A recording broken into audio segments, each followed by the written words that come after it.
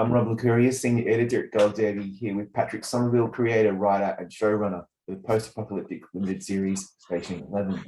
Patrick, I loved how this show made me feel about this group of survivors who live on after a pandemic wipes out most of the world. I really appreciated the emotional intelligence that you and your team brought to the material. And so what I was wondering, what did you most love about Emily St. John Mandel's story that made you want to adapt it for television? Well, I loved it's kind of the bigness of the idea, the strangeness of just Shakespeare stuck into the genre of post-apocalyptic fiction. But really what I loved most was that it was a joyful book, and it was not a book about pain or death, even though a lot of it happened between chapter breaks. And that spirit, that idea felt very radical to me. What if you didn't keep doubling down on storytelling about loss after one great loss, but you do one great loss and show the rebuild from that point forward. So I loved how warm the novel was, and we tried very hard to make that reflected in the show. Yeah, that's such a great point, because that's really what I took away from it as well. Expecting to go in thinking that, okay, so we've been down this road before with, pandemic or post-apocalyptic shows, and I don't know if I'm ready for that, given what we've been living through. And you really just completely turned it on its head and made it something really joyful and almost spiritual. It's just, yeah, it was a really unusual experience, which brings me to this. So the pilot that you wrote, directed by Hiro Murai. So that's from a perspective of a man accompanying an abandoned child as they navigate their way to somewhere safe, to shelter in place when everything around them is falling apart. It's very unconventional to me, but it just seems to work. And I was curious when I was watching it and thinking about how you put it together. Was there any ever trepidation on your part about maybe spelling out more about what was going on in the opening episode, or were you just confident that the audience were just going to go along for this ride? Well, I think we were confident the audience would go along for the ride if they fell in love with Hamish and Matilda, with Jeevan and Kirsten, Hamish Patel and Matilda Lawler. I think everything was pinned on that relationship, a new relationship.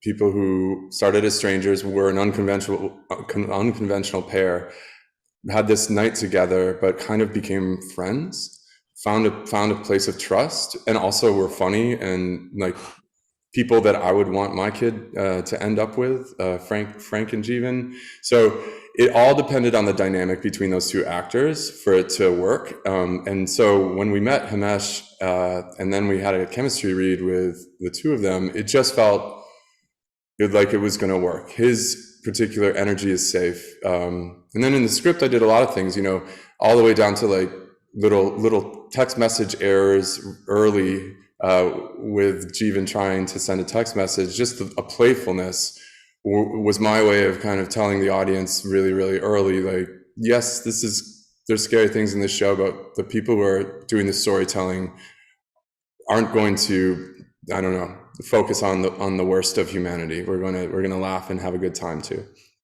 Yeah, like it's that relationship is so central to the narrative, and it's compelling. It's beautifully rendered, paternal almost bond that they share. I found it very authentic and genuine. But again, so after doing the chemistry read with the two of them, I mean, I've already spoken to him, Mesh, about how he very quickly developed a really good bond with Matilda to make that work authentically. But was there a lot of work done behind the scenes, particularly with you and with Hiro, to make sure that relationship came across really organically? Yeah, I think since that was our critical goal to achieve in the first episode, that relationship feeling like something that could kind of draw our audience into the show, we sat with Hamish and Matilda and Matilda's parents for a long time and went through all those scenes, every one of those moments of them chatting and becoming buddies, and talked through the nuances of the times Jeevan's annoyed, the times Matilda's scared, the times Jeevan's in charge, but also the times Kirsten is in charge. And I think the very funny thing happens about halfway through the episode where she starts leading the way, and Jeevan is following her. And I think what we were trying to say with that was, these two are, I don't know, they're more like brother and sister. They just happen to be different ages. And so we were very careful to ask ourselves in every one of those scenes, how are we building this friendship in this beat and in this beat and in this beat? Yeah. You touched on this earlier, but the highlight for me and a lot of viewers was how the show kind of focuses on how in this horrible catastrophe that these people were experiencing and experienced and lived on through, art still lived on, and perhaps more specifically Shakespeare and theatre, face-to-face theatre, something that we all, even in the real world, are something that we're still trying to hold on to with our fingernails. And that outlived everything and ultimately sustained them as human beings. But that was so special to me. What does that mean to you to send that message? Well, it's funny that Station 11 came out on a streamer, because really the most important idea in the middle of all that, Shakespeare art, those are the kind of the fanciest versions of the thing that we need. But what I think, and the show thinks, is we need to get together with each other. We need music, we need theater, we need entertainment, we need games, sports. And I think coming together in the same space at the same time is a healthy human thing. And it kind of rights our ship always with each other. It puts us all in the same reality. And the pandemic has been so hard for so many reasons, but one of them is that we're never together hearing the same thing at the same time, or seeing the same thing, or feeling the same thing at the same time. We're all maybe getting versions of it, but they're staggered and separated and siloed from each other. So I loved the idea that the safest and most important thing that's required if you're walking in post-apocalyptic landscape is to be together with others. You can't be by yourself. Yeah, that is absolutely so true. Something that it seems that we've all become accustomed to it now. It's the new normal to be in your room, Zooming with someone like we're doing right now. I know you probably ask this all the time, but it's something that I'm curious, given what your answer was just in my previous question, but it's set during the flu pandemic. We've all lived through it, and it's been pretty traumatic for most of us. You started production before that even was a thing, and then production shut down. You all came back. I mean, how many moments were there where you would be scratching your head thinking, how is this happening, that you're doing something that is so similar, more extreme, but so similar to what's going on in real life? I think it was pretty much a permanent feeling of being inside a surreal story that was being written by someone else. From the time our post shutdown in March of 2020 to all the way until, I don't know, still right now. It's very unusual, but I think out of that incredible coincidence of things, us making it and then a pandemic coming, we got something, we learned something, I think, about ourselves, about people, about sickness. I don't know what, that made us, I think, be able to make the show better, warmer, and safer for the people who were going to watch it. No one wanted to exploit the fact that it had happened. What we wanted to do was to say, okay, like you said, we're all kind of traumatized. How can the show speak to that in a safe way, but an honest way? How can we make a story that people can watch? And, it's not going to heal anyone. It's not going to make the pandemic go away, but it's maybe a way to get some of the emotions that have gummed up our systems and don't have ways to come out right now. Maybe it's a way to get those out and just let people feel it without having to be re-traumatized by it. Yeah, it's super therapeutic, actually. I remember talking to some people and saying, you've got to try this show. It's really amazing. And they're like, oh no, I can't do it. It's too close to what we've been living through. I'm like, no. You're not listening to me. Like, you need this. This is something that will actually make you feel maybe slightly or weirdly better about what you've been living through. And of course I was right. I hope so. Everybody's different, and yeah. The show will be there in 5 years too for people to watch then. People hopefully will be drawn to it when they, I don't know, feel a feeling like they want to go down that road, open that door, start questioning what happened to me in those years. That's, everybody's different. Absolutely. This theme about art living on, and particularly theatre, was obviously so apparent in the series finale, Unbroken Circle, which you wrote. So with the Hamlet performance featuring Daniel as Tyler, and then of course with Mackenzie as Kirsten, which she directs. It's so beautifully done. I was actually, to be honest, Patrick, I was quite speechless with the way it was done. It was very nerve-wracking, but at the same time, I felt extremely cathartic. And I just was curious, what was your main priority in getting those scenes right? Yeah, it was nerve-wracking for me too, because it's ambitious.